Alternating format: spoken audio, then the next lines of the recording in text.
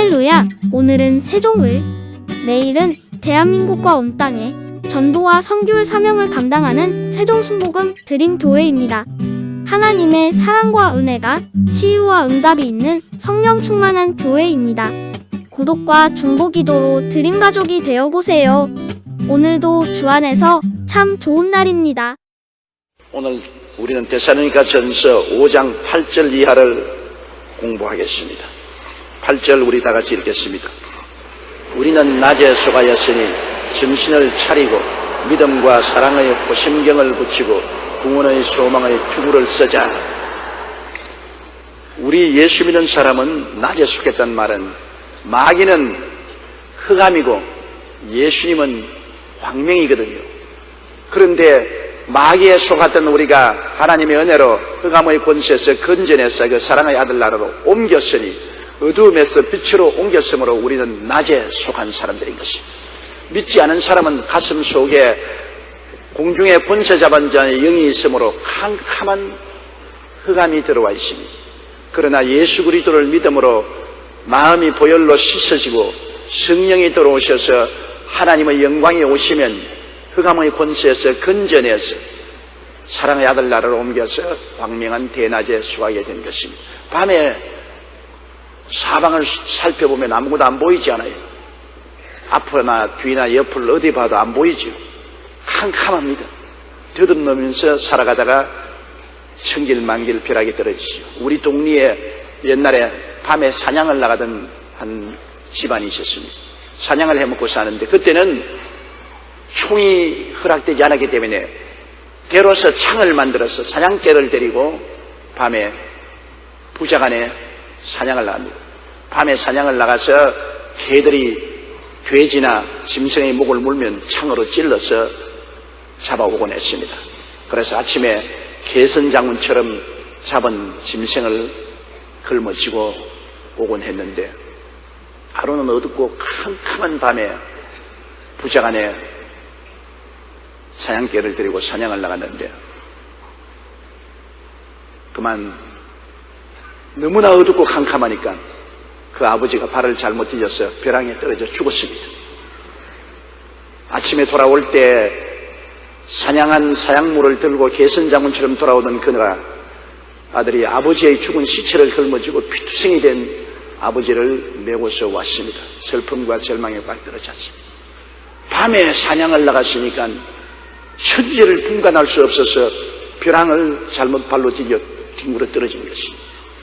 인생도 여러분 밤에 사는 사람들은 어떠한 일이 일어날지 모릅니다. 천지가 캄캄한 밤에 인간의 지혜와 총명과 수단과 방법을 의지해서 사니까 언제 어떤 불행이 다가올지 예측 불가능합니다. 그러나 대낮에는 벼랑에 떨어지지 않습니다. 벼랑이 보이기 때문인 것입니다. 우리는 예수를 믿고 난 다음에 빛 가운데 들어왔으므로 이제는 우리의 인생길이 환하게 보이는 것입니다. 우리 뒤를 돌아봐도 우리가 아담 하와의 자손으로서 불순종하여 죄의 노예가 되었던 과거를 돌아볼 수 있고 현재를 보면은 예수님의 보혈로 씻음받고 성령의 보혜사가 되셔서 우리를 이끌어주고 돌봐주는 것을 바라볼 수 있고 우리는 미래를 바라보면 죽음 저 건너편에 영원한 천국 영광이 우리 위해서 예비되어 있는 것을 바라보고 우리는 이것을 깨달아 알고 있는 것입니다. 모르는 것은 밤에 있고 깨달아 알고 나면 환한 밝은 세상에 살고 있는 것입니다. 우리 신앙은 깨달음인 것입니다. 깨닫지 못하면 멸망하는 짐승과 같습니다. 깨달음은 하늘나라 백성이 되는 것입니다. 하나님이 계신 것과 예수 그리스도께서 우리의 구주가 되신 것을 깨닫는다는 것은 엄청난 큰 축복입니다. 성령이 오셔서 우리 마음에 비춰주심으로 우리가 깨달음을 얻어 예수님이 나를 위해서 대신하여 십자가의 희생 제물이 되셔서 예수님 은총으로 값없이 믿음으로 구원을 얻는다는 깨달음을 얻는 것은 크나큰 축복인 것입니다. 그러므로 우리는 빛 가운데 거하죠. 우리 마음속에 가만 앉을 수도 환합니다. 어디서 와서 왜 살며 어디로 가는지 환한 것입니다. 이러므로 우리는 낮에 속에 있는 것입니다. 낮에 속에 있으므로 정신을 바짝 차려야지. 옛날은 정신없이 살았는데 우리는 왜 정신을 바짝 차리냐면 또다시 밤으로 미끄러져 갔으면 안 되기 때문인 것입니다. 내가 하나님의 은총으로 예수를 믿고 구원을 받아 천국 백성이 되고 나라 속였는데 또 잘못해가지고서 미혹을 받아 마음속에 세상 사랑이 들어와서 주님과 거리를 두고 멀리 떠나가서 나중에 또 밤 세력에 잡히면 어떻게 하겠습니까? 조그마한 거리가 나중에 점점 커집니다. 어떤 남녀가 굉장히 사랑을 했는데 둘이가 걸어가면서 실개천을 사이에 두고 걸어갔습니다. 조그마한 실개천이니까 둘이가 손을 잡고서 실개천을 사이에 두고 그러는데 걸어가면 걸어갈수록 실개천이 커져서 도랑이 되니까 이제는 손을 잡지 못하고 손을 놓고서 서로 이야기를 하며 그럽니다. 그 도랑이 점점 커져서 이제는 큰 시냇물이 되니까 큰 소리를 쳐서 서로 이야기를 합니다. 그러다가 강이 되니까 이제는 말이 안 들리니까 서로 쳐다만 보고 서로 걸어가다가 그것이 바다에 이르니까 서로 영영이 떠나버리고 마는 것입니다. 우리의 마음속에 조그마한 실개천 같은 세상 사랑이 들어오면 제일 처음에는 별로 차이가 없습니다. 주님과 손을 잡고 그냥 건너갈 수 있습니다. 그러나 점점 실개천이 도랑이 되고 강이 되고 바다가 되면 주님하고 멀어져서 빛의 자녀가 그만 어두움으로 떨어지고 세상의 노예가 되어버리고 마는 것입니다. 주님과 우리 사이에 거리를 절대로 두면 안 됩니다. 주님과 우리 사이에 거리를 두면 마귀가 폭풍을 일으켜 오는 것입니다.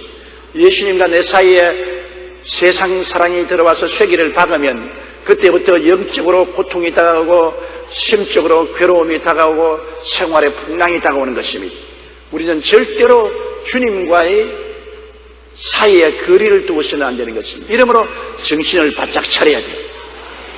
무슨 일이든지 예수님과 우리 사이에 쇠기를 박는 육신의 정욕, 안목의 정욕, 이생의 자랑이 들어오면 곧장 회개하고 통회해서 세상을 쫓아내야 되는 것입니다.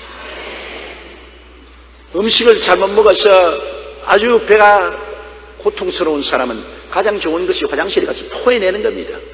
뱃속에 넣어놓으면 안 돼요. 토해버리면 시원해지는 것입니다. 세상에 들어와서 예수님과 내 사이에 거리가 생겨서 기도하기 싫고 성경 읽기 싫고 교회 나오기 싫고 하늘나라가 희미해질 때면 빨리 회개해서 토해내버려야 되는 것입니다. 그래서 세상과 마귀를 토해버리면 또다시 성령이 오셔서 예수님과 함께 인생을 살아갈 수 있고 빛 가운데 살 수가 있는 것입니다. 이러므로 우리 예수 믿는 신앙생활에는 항상 정신을 차리고 세상에 들어오면 회개해서 토해야 되는 것입니다. 세상에 사니까 세상에 안 들어올 수가 없어요. 여러분 아무리 잘 만드는 배도 물이 안으로 새 들어옵니다. 항상 모터를 돌려서 물을 퍼냅니다. 큰 상선이나 군함도 물이 새어 들어오기 때문에 물을 언제나 펌프로 퍼내는 것입니다. 우리가 아무리 신앙이 좋다 해도 세상에 사는 이상 세상이 여기저기서 들어옵니다. 안 들어오는 사람 없어요. 동창회에 가서 들어오고 친구들 모임에 들어오고 여행을 가다가 들어오고 어느 기회를 타고도 세상이 우리 속에 들어와서 자꾸만 예수 그리스도와 우리와의 사이에 거리를 두게 하는 것입니다. 우리 정신을 바짝 차리고 내가 기도하기가 싫어지느냐? 세상이 들어왔구나. 성경 읽기가 싫구나. 세상이 들어왔구나. 교회에 뭘 자꾸 주일을 가노? 이런 생각이 들었냐? 세상이 들어왔구나. 세상에 들어온 징조를 우리가 잘 살펴야 되는 것입니다. 세상에 들어오는 징조를 살펴서 곧장 처방을 해야 돼요.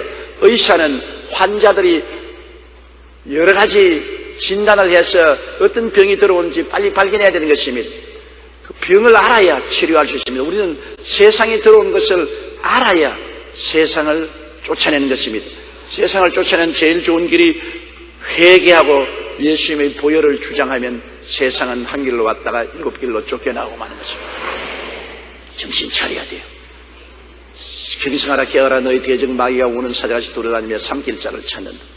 마귀는 사자와 같이 돌아다니며 어찌하든지 세상을 집어넣어서 주와 거리를 두어서 우리를 확 덤벼들어 삼키려고 하는 것입니다. 이러므로 우리는 낮에 속한 사람이니까 정신을 바짝 차리고 마귀가 우리 속에 세상 사랑을 집어넣지 못하도록 경계심을 게으리하면 안 되는 것입니다. 우리는 낮에 속하였으니 정신을 차리고 믿음과 사랑의 호심경을 붙여. 호심경이란 방탄조끼를 말하는 것입니다. 가슴에 방탄조끼를 붙이고 있으면 총을 쏘고 창을 찔러도 방탄조끼는 뚫고 못 들어옵니다. 팔 하나 날아가도 살아요. 다리 하나 잘라도 살아요. 그러나 심장이 구멍이 나면은 죽어요. 폐에 구멍이 나도 죽어요. 중요한 것이 가슴이니까 가슴은 방탄조끼로 이렇게 막아놓으면 가슴만 안 다치면 뭐 외다리 두 다리를 다 잃어도 살고 두 팔을 다 잃어도 사는 것입니다. 그렇기 때문에 호심경을 붙이라. 우리 신앙생활에 가장 중요한 것이 믿음과 사랑인 것입니다. 믿음을 잃어버리고 사랑을 잃어버리면 신앙은 사라지는 것입니다. 신앙이란 뭐냐? 믿음과 사랑인 것입니다. 우리 구원이란 것이 순수하게 믿음으로 구원받았지 행위로 구원받은 건 아닙니다. 구원이 우리에게서 나온 것 아니에요. 내가 공부를 많이 해서 구원받는 것도 아니고 수양과 도덕을 닦아서 구원받는 것도 아니고 호행을 해서 구원받는 것도 아닙니다.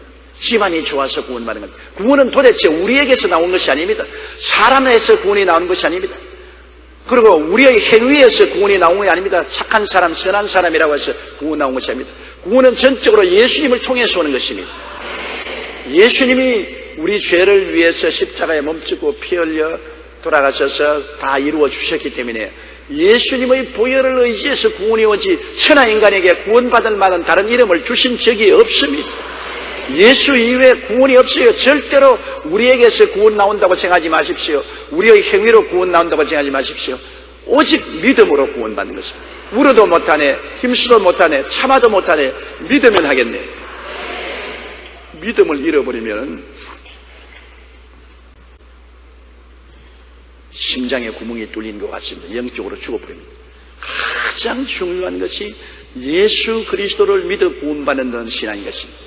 절대로 여기에 다른 것을 섞으면 안 됩니다. 어떠한 사람은 예수도 믿고 토요일 날을 지켜야 구원받았는데 이거 큰 문제가 됩니다.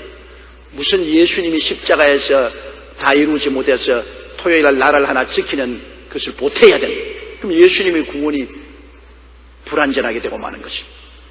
예수님이 내가 다 이루었다는 건 다 이룬 것입니다. 하나도 플러스 할 것도 없고 마이너스 할 것도 없는데 거기에다가 토요일 날 하나 지켜야 된다는 플러스를 하면은 예수님의 구원의 역사를 무효화시키는 것입니다. 또 그렇지 않으면 예수를 믿고 금식을 많이 해야 구원받는다. 그러면 예수 그리스도의 십자가의 공로를 물어 돌리는 것이 되고 마는 것입니다.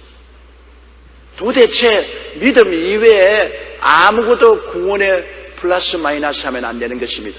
구원은 전적으로 믿음으로 구원받는 것입니다. 그 은혜를 인하여 믿음으로 말미암아 구원을 얻었나니 이것이 우리에게 난 것이 아니요 하나님의 선물이라. 행위에서 난 것이 아니니 누구든지 자랑치 못하게 하렵니다. 구원은 하나님이 선물로 주신 것이기 때문에 우리는 그 은혜를 믿음으로 받아들이면 되는 것입니다. 기독교 신앙의 탁월한 것은 구원이 선물입니다. 선물은 대가를 요구하지 않기 때문에 만민에게 공평하게 주신 것입니다. 부자나 가난한 자나 교육받은 자나 못한 자나 동양인이나 서양인이나 할 것 없이 구원은 선물로 하나님이 주신 것이기 때문에 선물에 무슨 조건이 있습니까? 여러분 교회 무슨 축하하는 날에 예배를 드리고 난 다음 나갈 때 선물 하나씩 주지 않습니까? 그게 선물 줄 때는 교회가 선물로 주니까 아무나 받으면 되는 것이 그게 조건이 붙어 있지 않습니다. 구원은 하나님이 주시는 놀라운 선물입니다. 대가는 비쌉니다. 하나님의 아들이 몸짓고 피 흘려 죽음으로 값지고 산 어마어마한 고귀한 선물을 하나님이 값없이 우리에게 주시는데 우리는 믿음으로 감사합니다 하고 바라면 되는 것입니다. 그러므로 기독교 신앙은 하나님이 주신 구원의 선물을 믿음으로 받아들인다. 절대 믿음 이외에는 아무것도 섞으면 안 된다. 어떠한 율법이나 의식을 조건으로 삼을 수는 없습니다. 믿고 난 다음에 우리가 구원을 유지하기 위해서는 늘 율법을 지키려고 애를 쓰고 성령의 인도를 받아야 되는 것입니다. 그거는 구원을 받고 난 다음에 구원을 지키기 위해서 정신 차리기 위해서 하는 것이 조건은 아닌 것입니다. 구원은 오직 예수 믿음으로 구원받는 것입니다. 그리고 그 다음에 사랑입니다. 구원받은 사람의 성품의 가장 중요한 것은 사랑입니다. 왜냐하면 하나님은 사랑이십니다. 하나님이 세상을 이처럼 사랑하사 독생자를 주셨지 않습니까? 예수님은 우리를 이처럼 사랑하사 목숨을 주셨지 않습니까? 성령은 우리를 이처럼 사랑하사 오순절날 이후에 지금까지 우리와 같이 계시지 않습니까? 그러므로 하나님은 사랑이십니다. 우리가 예수 믿고 하나님 품에 안기고 하나님이 우리 속에 들어온 증거가 뭡니까? 사랑인 것입니다. 사랑. 예수 믿고 구원받은 가장 위대한 표적이 사랑입니다. 예수 믿었다고 하면서 미움이 꽉 들어찼으면 안 믿은 것입니다. 예수 믿었으면 그리스도의 구원이 들어왔으면 사랑이 나타나야 되는 것입니다. 사랑이 얼마나 중요한지 몰라요. 예수 믿고 사랑하는, 사랑해도 좋고 안 해도 좋은 것이 아닙니다. 예수 믿으면 예수 그리스도의 성품이 우리 속에 들어오기 때문에 예수님의 성품은 사랑입니다. 사랑하게 되어 있어요. 사랑을 해야 돼요. 자연적으로도 해야 되고 억지로도 해야 돼요. 사랑하게 되어 있어요. 어머니, 친어머니와 다른 어머니와 차이가 어디 있습니까? 솔로몬의 유명한 판결에 이런 일이 있습니까? 기생 둘이가 한날 한시에 애를 낳았는데 같은 방에서 살다가 아침에 전부기를 일어나니까 한쪽 기생이 보니까 자기 애가 아니거든. 밤에 다른 기생이 몸부림을 쳐서 애 위에 깔아뭉개가 자기 자식을 죽여버리고, 그러니까 자기 죽은 애를 옆에 있는 친구의 팔에 안기고 옆 친구의 애를 자기 품에 안. 그래가 싸움이 붙었습니다. 죽은 것이 너 자식이다, 내 자식이다. 살은 자식이 너 자식이 내 자식이다. 이거 도저히 분별을 할 수가 없습니다. 아직 핏덩어린 어린 애기였기 때문에 아직 얼굴이 누구를 닮았는지도 보여주지 않아요. 그때는 과학이 없었기 때문에 유전자 감식도 할 수가 없어요. 솔로몬 왕에게 데려왔습니다. 두 여자가 팔을 거치고서 서로 죽은 자식이 내 자식이다. 아니야, 죽은 자식이 내 자식이다. 산 자식이 내 자식이다. 내 자식이다. 의안이 분명합니다. 그래서 솔로몬이 뭐라 했습니까? 하나님의 지혜로서 기막힌 판단을 했어. 칼을 가져오너라. 도마를 펼쳐라.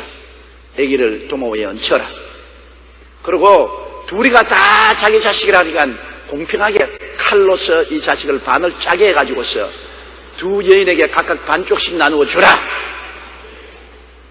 그러니까 한 여자가 얼굴이 새파랗게 됐지만 내 자식 아닙니다. 내가 거짓말했습니다. 잘못했습니다. 저 여자에게 주세요.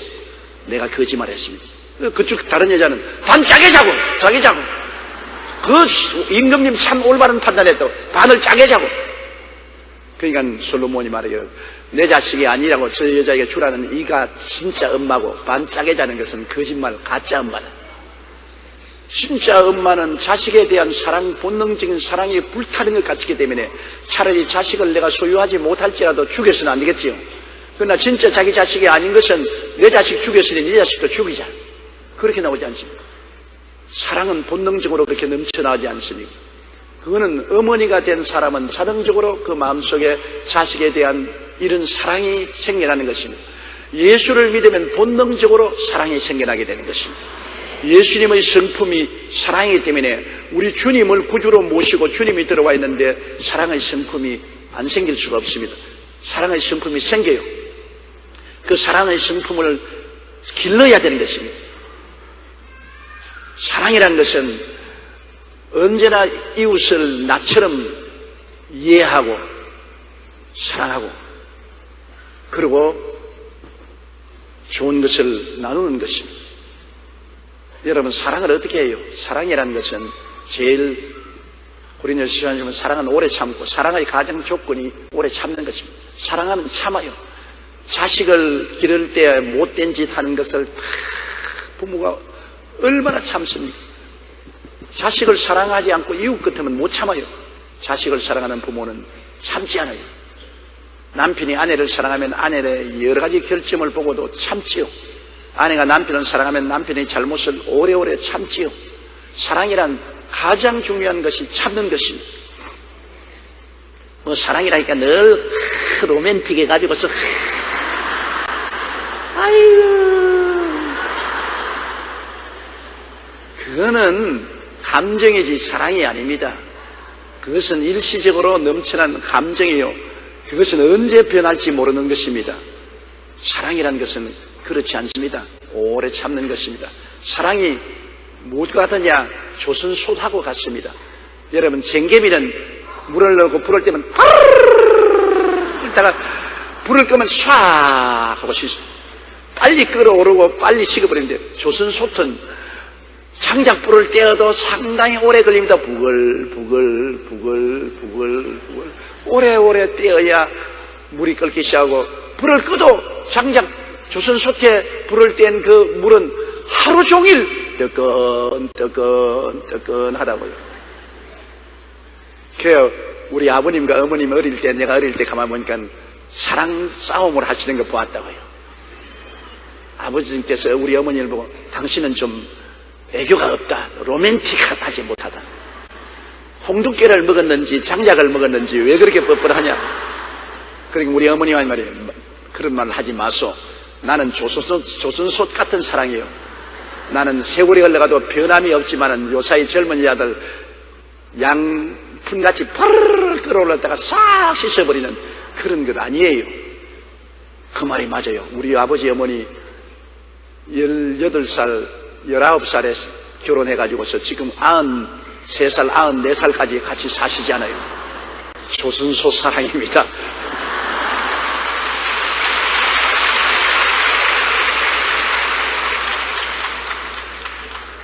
이러므로 사랑이란 인내, 참는 것이 가장 큰 사랑인데요. 이 당나라 장공예라는 사람이 있었는데 구대를 내려오면서 세간을 나누지 않고 한 집에 살았습니다. 구대를 한 집에서 사니까 식구가 수백 명이에요. 상상도 할 수 없습니다. 9대를 한 집에서 살고 있습니다. 그러나 언제나 그 가정은 화평하고 돈우하여 당나라 고종 황제의 귀에까지 그 소문이 들렸습니다. 그 가정은 화목하고 싸우질 않아요. 잘 지는, 구대를 살면서 아들, 며느리, 손자, 손녀, 증손자, 고손자 그렇게 많은데 어떻게 안 싸우고 화목할 수 있습니까? 그래서 고종이 이를 기특히 여겨 그 집에 행차하여 잔치를 베풀어 주었습니다. 그리고 고종은 장공예에게 구대를 내려오면서 다투지 않고 화목하게 사는 비법이 무엇이냐 그렇게 물었습니다. 물으니까 장공예가 종이와 붓을 가져다 놓더니 참을 인자를, 임금님 앞에서 참는다는 참을 인자를 100번을 써요. 참을 인자를 100번을 써요. 임금이 가만히 고개를 갸웃대면서 무슨 참을 인자를 100번이나 썼냐.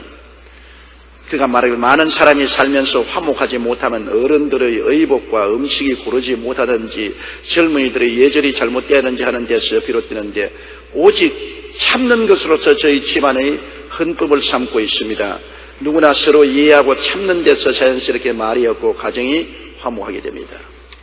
그 말은 무슨 말이냐면 자연이 많이 살게 되니까 어른들의 입맛에 맞지 않도록 음식도 만들어질 수도 있고 어른들의 기분에 들지 않게 의복도 만들 수도 있고 또 애들이 고약한 행실도 할 수 있고 이런 것을 비난하고 공격하고 판단하면 분쟁이 일어날 수 있습니다.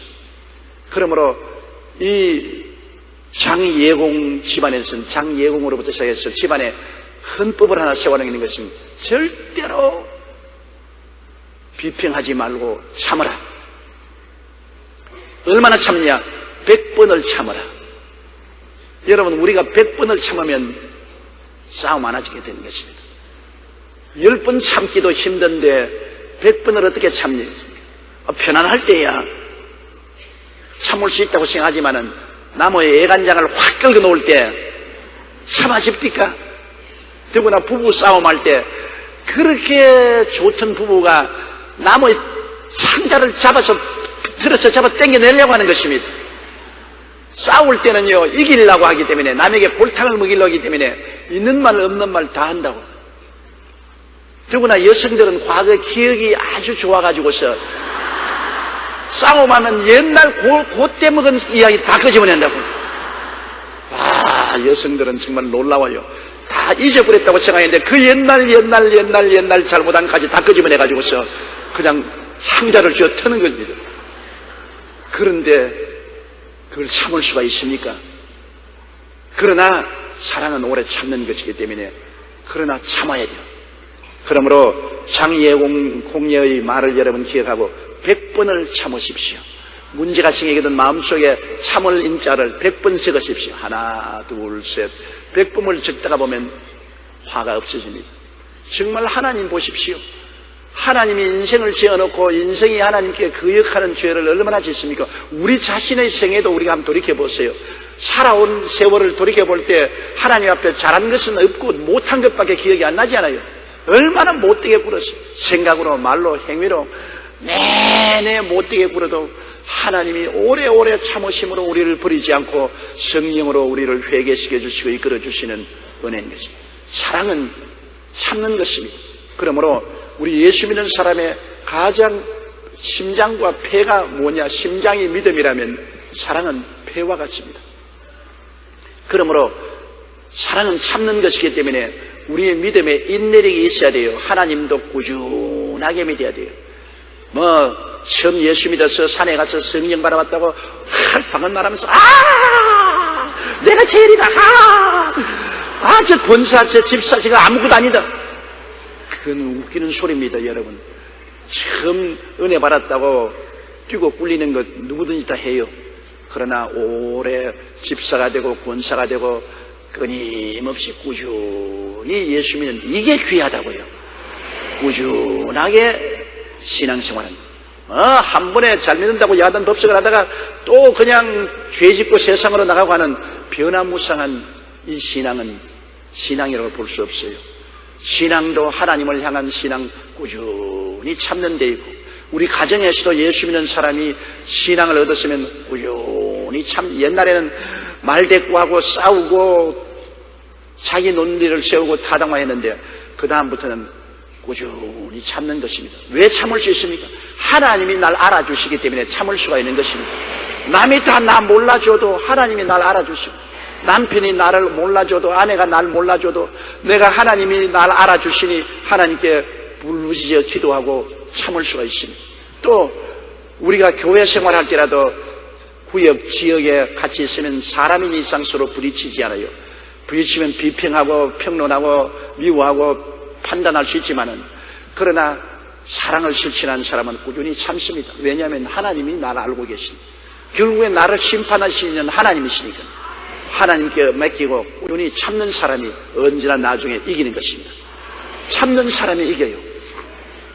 일본의 전국을 다스리는 새 무사가 있었는데 내 이름은 잊어버렸습니다만 그 무사들이 말을 한 게 있습니다. 뻐꾸기를 두고 이야기하는데 한 무사는 뻐꾸기가 울지 않으면 어떻게 하겠습니까? 그러니까 울지 않은 뻐꾸기는 목을 잘라버려요. 또 다른 무사에게는 뻐꾸기가 울지 않으면 어떻게 하겠습니까? 간지러서 울게 만들겠다. 세 번째 무사에게는 뻐꾸기가 안 울면 어떻게 하겠습니까? 울 때까지 기다리겠다. 그런데 울 때까지 기다리겠다는 그 무사가 일본 전국을 통일했습니다. 참는 사람이 이깁니다, 여러분. 참는 남편이 이기고, 참는 아내가 이기고, 참는 목사가 이기고, 참는 장로가 이기고, 참는 성도가 이깁니다. 싸움이 붙었을 때 참는 겁니다. 왜? 성패는 하나님이 결정하시기 때문에 하나님께 기도하고 맡기고 참으면 공평하신 하나님이 반드시 올바르게 판단을 해주시기 때문에 오래 참는 것입니다. 정말로 참을 인자가 신앙의 가장 중요한 사랑의 근본이 되는 것입니다. 우리가 하나님을 믿으면 사랑을 해야 되고, 사랑은 참는 것이 그 중심의 핵심입니다. 참아야 그 다음 이해도 할 수 있고 동정도 할 수 있는 것입니다. 참지 못하는 사람은 이해할 시간도 없고 동정할 시간도 없는 것입니다. 이러므로 우리 신앙생활이라는 것은 언제나 마음속에 믿음 중심으로, 사랑 중심으로, 사랑은 인내이기 때문에 오래 참고 기도해주고 칭찬해주고 격려해주고 도와주는 이 사랑이 있어야 되는 것입니다. 우리는 낮에 속하였으니 정신을 차리고 믿음과 사랑의 고심경을 붙여, 가장 중요한 이 방탄조끼, 믿음과 사랑의 방탄조끼를 가슴에 붙여야 되는 것입니다. 이 목회자도 한 가지입니다. 오늘 많은 목사들이 장로들과 싸우고 집사들과 싸우는데 절대로 그거는 목사가 잘못한 겁니다. 왜냐하면 손 위에 사람이 잘못해야 하니까 그렇지 않아요. 목사가 목회를 하자면은 속이 썩어요. 그럼 그 길을 걸어가야 되는 것입니다. 십자가의 길이니까. 그러므로 참아야 돼요. 장로님도 참고, 집사님 모시고도 참고, 성도들 모시고도 자꾸 참고 기도해야지. 그게 내 성격대로 안 된다고 장로 모가지 잘라버려라. 그냥 집사 모가지 잘라버려라. 부인 회장 모가지 잘라라. 권사 회장 모가지 잘라버려라. 그냥 지역장 그냥 착착 자꾸 칼을 쓰면은 나중에는 온 전신에 자기가 칼에 목표가 되는 것입니다. 자르는 것이 제일이 아닙니다. 참는 것이 제일인 것입니다. 참고 사랑해서 변화시키는 이런 역사를 베풀어야 언제나 목사도 올바른 목회를 할 수 있고 가장도 같습니다. 성내는 것이 하나님의 의를 이루지 못합니다. 성내는 것 절대로 하나님의 의를 이루지 못합니다. 이러므로 우리는 마음속에 믿음과 사랑을 지키는 이 방탕조끼를 입어야 되는 거죠. 그리고 구원의 소망의 투구를 서자. 구원의 소망. 우리 사람들은 소망을 가지고 삽니다. 소망이 있어야 살 수 있어요. 소망이 없으면 못 살아요. 어제 축구도 제가 초반전에 아예 그냥 소망이 사라지더라고요. 어떻게 하다가 그렇게 단독 드리블을 줘가지고서 차 넣어버립니까? 그러니까 우리 온 한국 국민들 전부 마음속에 소망의 등불이 꺼지려고 했는 것입니다. 그러나 후반전에 기적이 일어날 것이다. 왜냐하면 호주가 일본하고 싸울 때 전반전에 지고 난 다음 후반전에 히딩크가 작전을 세워가지고서 후반전에 3골을 넣었단 말이에요. 그래서 히딩크 생각하고 나는 소망을 가졌다고요. 아예 그냥 내가 보기에는 아이고 이제는 패색이 싫다. 왜냐하면 가나하고 3대1로 졌기 때문에 우리 한국이 아프리카 선수들에게는 약하다는 것을 알고 있었으므로 전반 골을 먹기에 아이고 이제는 죽었구나 소망이 꺼지려고 하는데, 그러나 히딩크를 보니까 일본에게 한 골 먹고 후반 8분 남겨놓고 3골을 넣어서 성공하더라. 그러니까 우리도 소망이 있다. 안 그랬으면 텔레비 꺼버리고 말았을 거예요. 소망이 있기 때문에 텔레비를 안 껐다고. 그 인생이 소망이 있으면은 포기하지 않습니다. 어떤 가정도 그냥 너무나 부부간에 안 맞아 싸우고 물고 찢더라도 자식이 있으면 자식의 소망을 주기 때문에 참을 수가 있습니다. 자식을 잘 길러서 꿈을 이루자. 소망이 있으면 참을 수가 있어요. 소망이 없으면 포기해버리고 마는 것입니다. 국민들도 안 가지요. 정부가 어떻게 어려운 일을 당해도 국민들에게 소망을 주면은, 국민들에게 잘 살 수 있다는 소망을 주면은 국민들이 어떤 고통도 참고 나가지만은 국민이 볼 때 소망이 하나도 없다.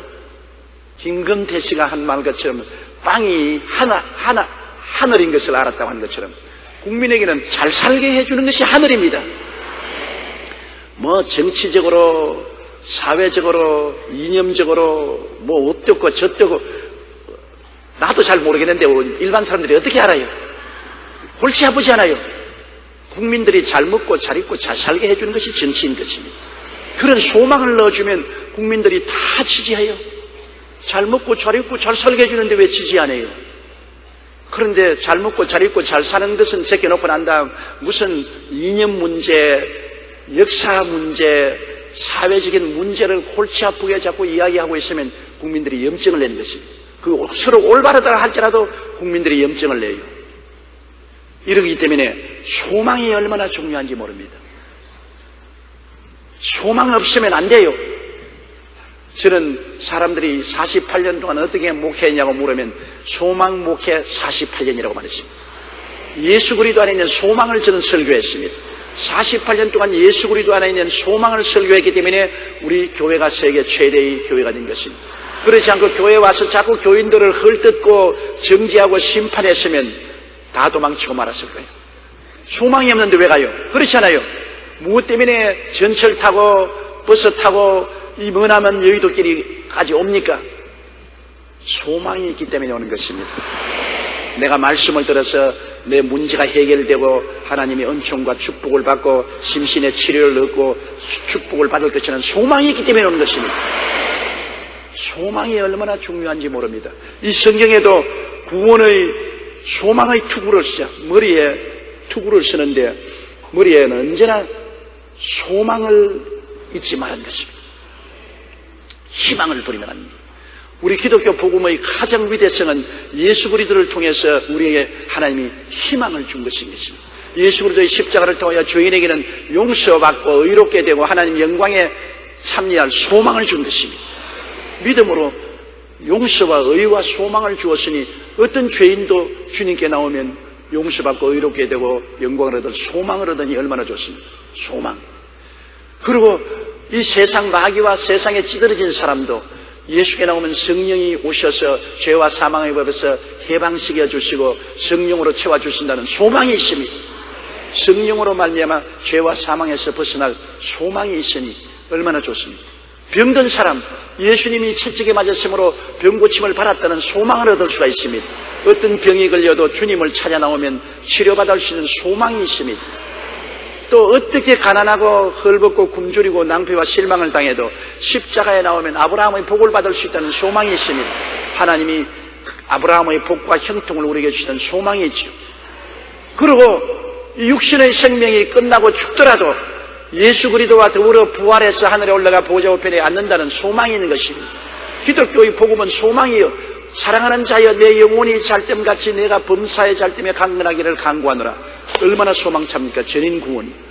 시편 103편의 말씀대로 그 모든 은택을 잊지 말지어다 제가 내 모든 죄악을 사하시며 내 모든 병을 고치시며 내 생명을 파멸해서 구속하시고 인자와 긍휼로 관을 씌우시며 좋은 것으로 내 소원을 만족케 하사 내 청춘으로 독수리같이 새롭게 하시는도다. 얼마나 소망찹니까? 소망을 버리지 말라.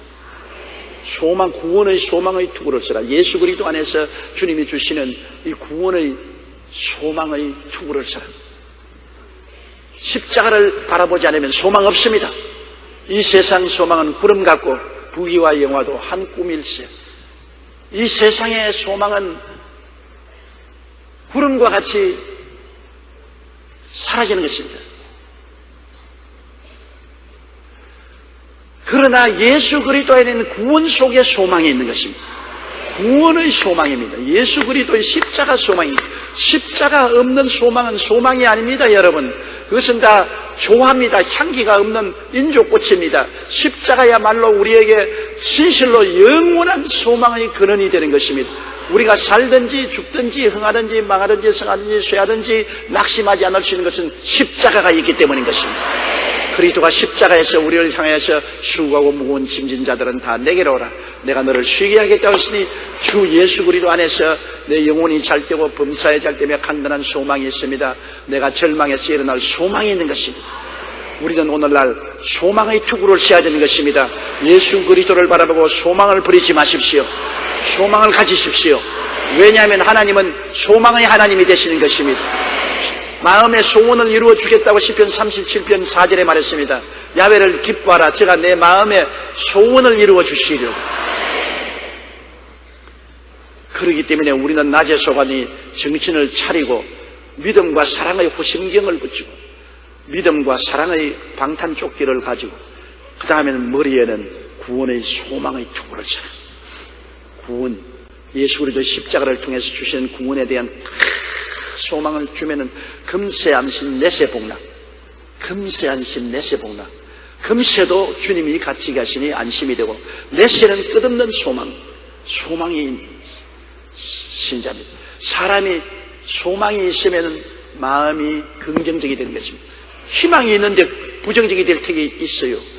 마음에 십자가를 통한 소망이 있기 때문에 어떤 일이 생겨도 하나님을 사랑하는 자 곧 그 뜻대로 부르심을 입은 자들에게는 모든 것이 합력하여 선을 이루느니라. 하나님은 악을 변하여 선으로 만드시는 하나님이기 때문에 나는 하나님께 소망을 둔다. 온 세상에 소망이 없이 나는 하나님께 소망을 둔다. 내가 캄캄한 골짜기를 지나도 주님이 같이 계셔서 지팡이로 나의 길을 만들어 주시고 막대기로 나를 보호해 주시니 나는 소망을 하나님께 둔다. 예수 믿는 사람은 소망이 있기 때문에 긍정적이고 적극적이고 창조적이 되는 것입니다. 이러므로 예수 믿는 사람이 이 세상에서 어려움을 다 극복하고 머리가 되고 꼴이 되지 않고 위에 있고 아래 내려가지 않고 남에게 구워줄 적을 꾸지 않은 것은 예수 믿는 사람은 굉장히 소망을 가지고 긍정적으로 인생을 살기 때문인 것입니다. 무엇이든지 할 수 있다, 하면 된다, 해보자. 하나님이 같이 계신다. 긍정적으로 인생을 살기 때문에 예수 믿는 사람들이 인생을 성공하고 살 수 있는 힘이 있는 것입니다. 소망이 힘이니까. 힘이 없으면 물건을 들지 못하잖아요. 힘이 있으면 물건을 들지 않아요. 실험을 해도 힘이 있는 사람이 이기지 않아요. 우리는 마귀와도 이기고 세상과도 이기는 것은 힘이 있습니다. 그 힘이 다른 힘이 아니라 소망의 힘인 것입니다. 예수님은 십자가 구원에 대한 소망의 힘이 있기 때문에 우리는 이기게 되는 것입니다. 이 데살로니가전서 5장 8절은 너무나 귀한 그리스도 복음의 진수를 우리에게 보여준 것입니다. 예수 믿는 것이 무엇이냐 물으면 믿음과 사랑이요, 구원의 소망입니다. 이게 우리 기독교 신앙의 총 집결식에 놓은 진리입니다. 따라 말씀드립니다. 예수 믿는 신앙이란 믿음과 사랑이요, 구원의 소망이다. 이게 신앙 전체입니다. 뭐 복잡하게 생각하지 마십시오.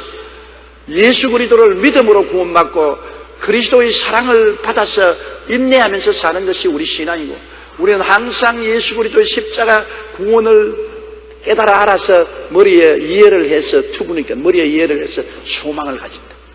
이게 기독교 신앙인데, 이대로 살면 신앙을 성공합니다. 이대로 말씀을 깨달아서 전도하면 지역장, 구역장, 1등 지역장, 구역장이 되는 것입니다. 목사들도 한 가지요. 목사들도 다른 잔소리 하지 말고 하나님 말씀을 전가할 때 믿음과 사랑과 구원의 소망을 설교하면 교회가 왜 빕니까? 나는 교회 자리가 비는 것 도저히 생각이 안 돼요. 왜 교회가 텅텅 비어요? 목사님이 말씀을 잘 못 먹이기 때문에 교회가 비지 않아요. 음식점에 요리를 잘하면 음식점에 자리가 없지 않아요. 음식 잘하는 데는 언제나 가면 줄 서야 돼요. 자리 얻기 위해서. 교회도 목사님이 성도들에게 잘 먹이면 왜 빈자리가 생깁니까? 그렇기 때문에 오늘날 목사들이 죽기 아니면 살기로 요리하는데 전력을 기울여서 맛있게 대접을 해야지요.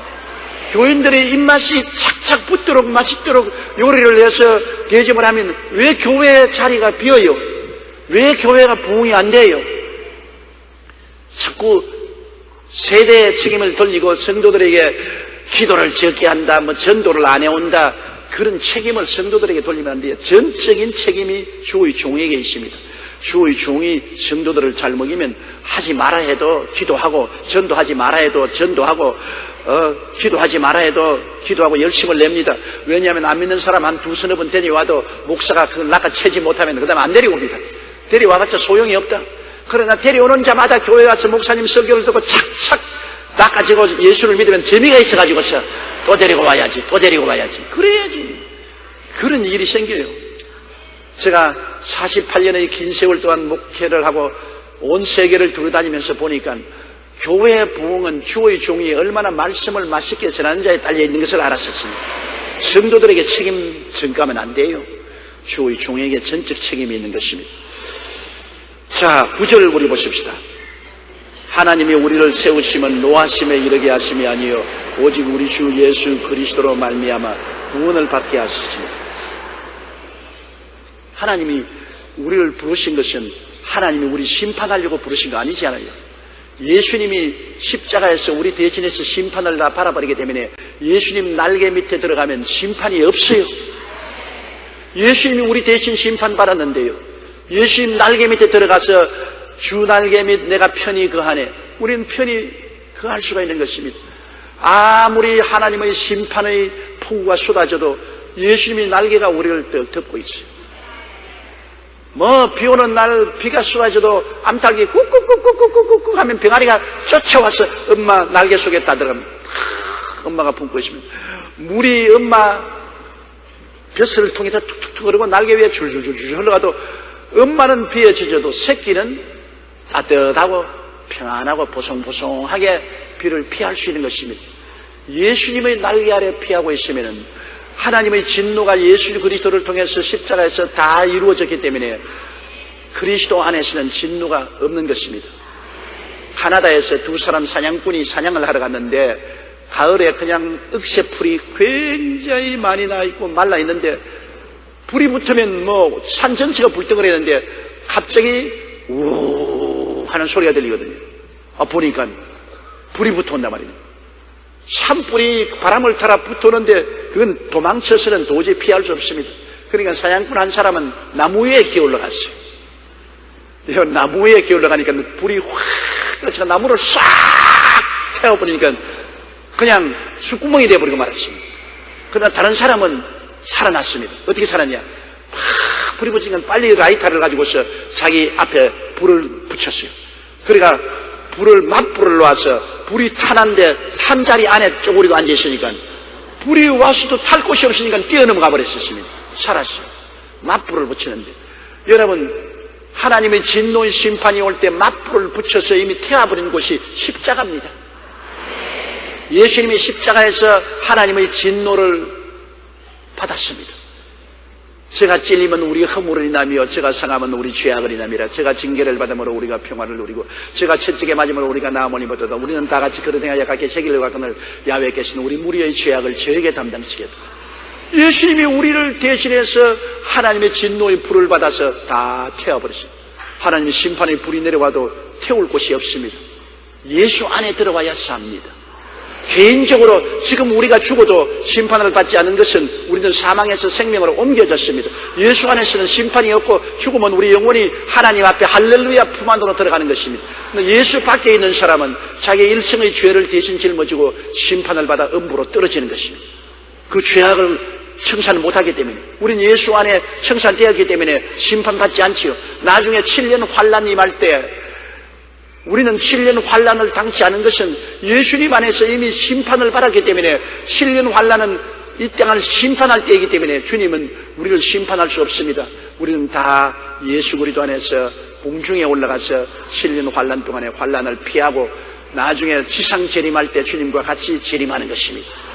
처음은 공중 재림이요, 주님이 공중에서 우리를 불러서 7년 동안 어린 양 혼인잔치를 하는 것이 7년 심판 지상의 환란 이후에는 주님과 함께 천년 왕국을 세우기 위해서 지상 강림하는 것입니다. 그러므로 하나님이 우리를 부르시면 우리에게 진노를 하시기 위한 것이 아니라 예수로 말미암아 구원을 얻기 위한 것입니다. 따라 말씀. 하나님이 우리를 세우시면 노하심에 이르게 하심이 아니요 오직 우리 주 예수 그리스도로 말미암아 구원을 받게 하심이라. 할렐루야. 우리 하나님께 한번 박수하십시다.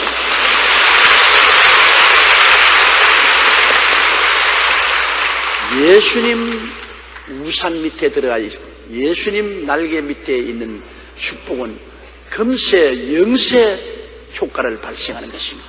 예수 그리스도 안에 있다는 것이 얼마나 즐거운 일인지요. 그냥 10절요. 예수께서 우리를 위하여 죽었자 우리로 하여금 깨어있든지 자든지 자기와 함께 살게 하렸습니다.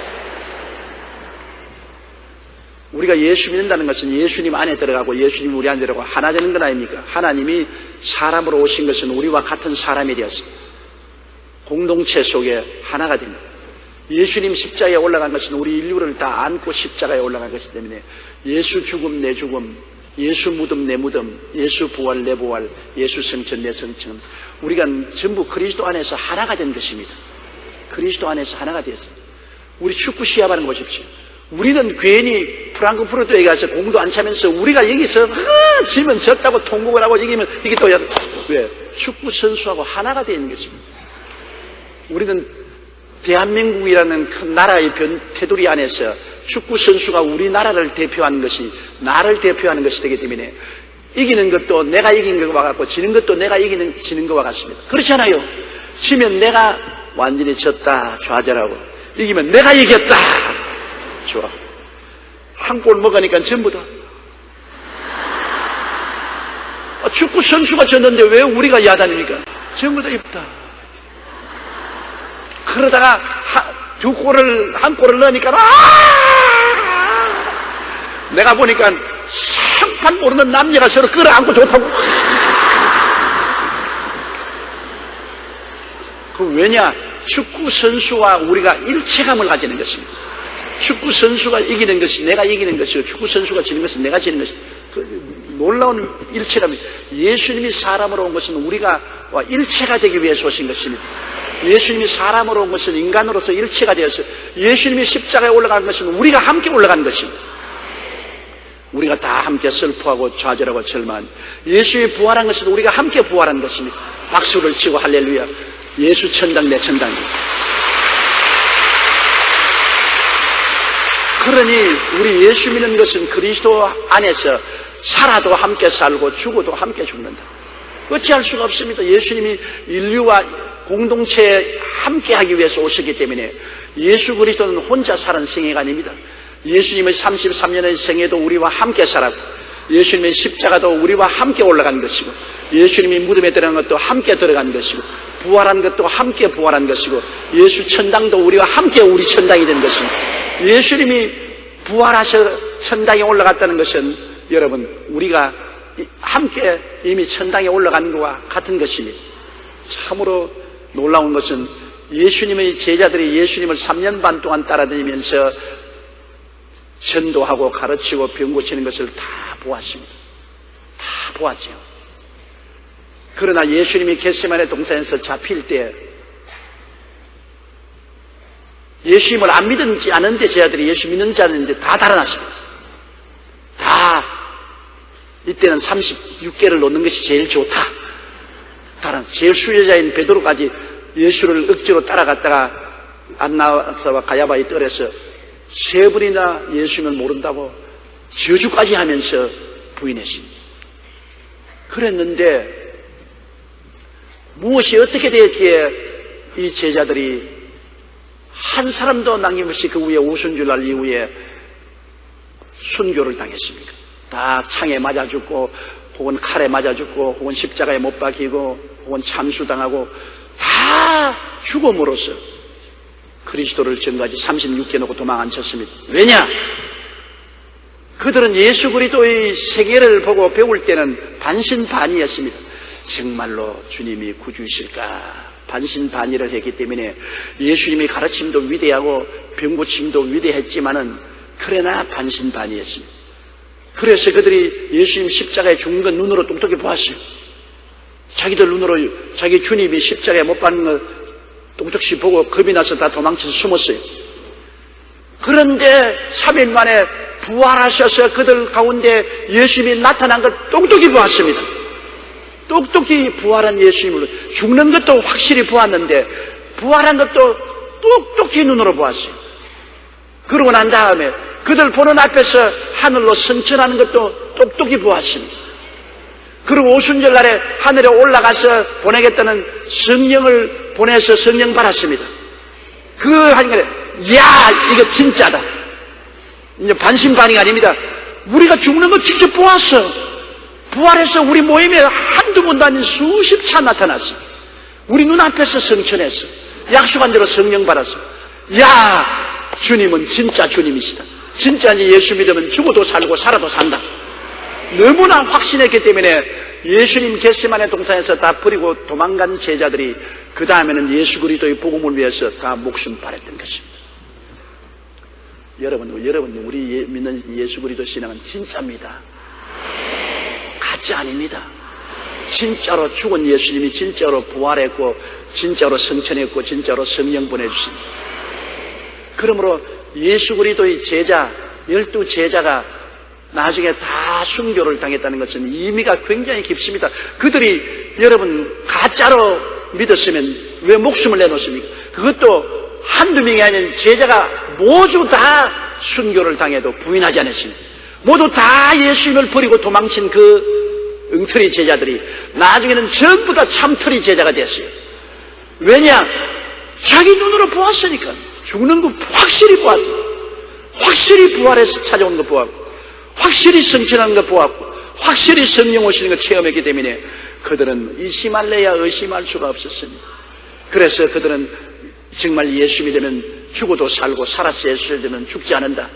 그렇기 때문에 사나 죽으나 주님과 함께 산다. 그들은 순교할 수 있었던 것입니다. 여러분 우리가 믿는 예수님은 가짜가 아닙니다. 예수님은 우리와 함께 사람이 되오셨고 우리는 그리스도와 함께 죽고 장사지고 함께 부활했기 때문에 우리는 살아서 예수 믿고 주님과 같이 하고 죽어도 주님 계신 천당에 올라갑니다. 우리는 죽어서 흙으로 돌아가 버리고 아무것도 없이 사라지는 건 아닙니다. 확실히 확실하게 천당 갑니다. 우리 여기 살아있는 이 현실보다도 더 뚜렷하게 천당에 가는 것이니까 걱정하지 말라고요. 예수께서 우리를 위하여 죽어서 우리로 하여금 깨어있든지 자든지 자기와 함께 하려 하셨느니라. 옆에 계신 분들에게 예수님이 당신과 같이 계십니다. 그렇게 인사하시죠.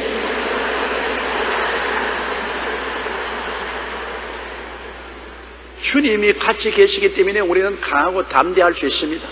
볼지어다 세상 끝날까지 내가 항상 너와 같이 하시니 그날에는 내가 아버지 안에 너희가 내 안에 내가 너희 안에 있는 것이 너희가 알리라.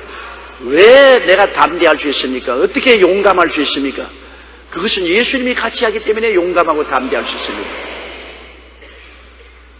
나는 옛날에 우리 어머니하고 시골에 살 때 돈 버는 방법을 내가 알았어요. 시골에는 우리 집하고 화장실이 굉장히 멀지 않아요. 시골에는 집과 화장실은 멀수록 좋다고 옛날에 말해요. 사돈과 화장실은 멀수록 좋다고. 화장실이 멀리기 때문에 어머님이 밤에 화장실 가시려면 나를 깨우신다고요. 용기야 나 화장실 간데 따라오느라. 사실은 짐승이 와도 내가 어린아이가 따라가서 무슨 도움이 됩니까? 그러면 내가 어머니 보고 돈. 자다가 일어나서 돈. 그래 내일 아침에 내가 줄게 화장실 따라가자. 그럼 내가 돈 번 맛에 눈을 비비고 따라가서 어머니 화장실에 들어가시면 바깥에 쪼고리가 앉아있습니다. 그 어머니가 화장실 때 용기야 너 거기 있느냐? 엄마 여기 앉아있어. 저 같은 어린아이를 데려가도 어머니가 마음이 든든하다고요. 혼자 계시는 것보다도 나 같은 어린아이를 데려가도 마음이 든든한데 하물며 주님이 자나 깨나 사나 죽으나 같이 계시는데 우리가 마음이 든든하지 아니할 수가 없는 것입니다. 담대하고 용기 백배해야죠. 두려워 말고 놀라지 말아야 돼요. 주님이 같이 계십니다. 사망의 엄침한 골짜기로 다닐지라도 해를 두려워하지 아니할 것은 주께서 나와 함께 계십니다. 주님이 계시기 때문에 두려워하지 않을 수 있는 것입니다. 주님이 안 계시면 두렵지요. 그러나 주님이 계시기 때문에 안 두렵죠. 왜? 주님은 하늘과 땅의 모든 권세를 다 가지고 계시기 때문인 것입니다. 담대하고 강하시기를 바랍니다. 11절요. 그러므로 피차 권면하고 서로 덕을 세우기를 너희가 하는 것 같이 하라. 요것도 하면 시간이 너무 걸리기 때문에 요거는 다음 시간으로 미뤄야 되겠어요. 자, 예수 믿는 게 얼마나 좋은 것 알았죠? 그러므로 주여 믿음을 언제나 굳게 가지고 사랑의 인내를 하게 도와주시옵소서. 십자가 바라보고 끝없는 소망을 가지게 하여 주시옵소서. 그걸 잊지 마시기 바랍니다. 그리고 언제나 깨어있든지 자든지 살든지 죽든지 주님은 나와 같이 계심으로 내가 강하고 담대해질 수 있다는 것을 잊지 마시기 바랍니다.